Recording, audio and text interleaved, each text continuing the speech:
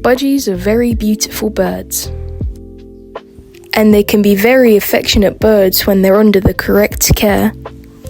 But before you rush into anything, there's some things you want to think about.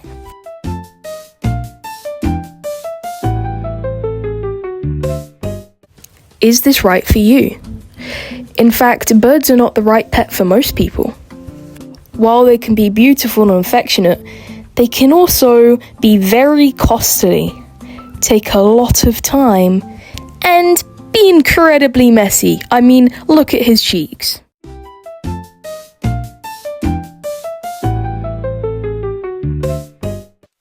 Not only do they have to be right for you, but you have to be right from them.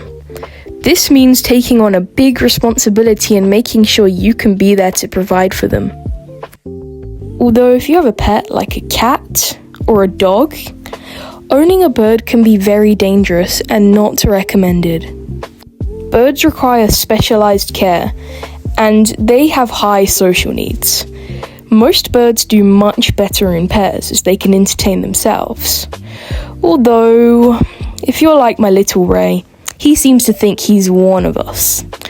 But don't be mistaken, just because my bird's an exception doesn't mean yours will. Birds are always better in pairs.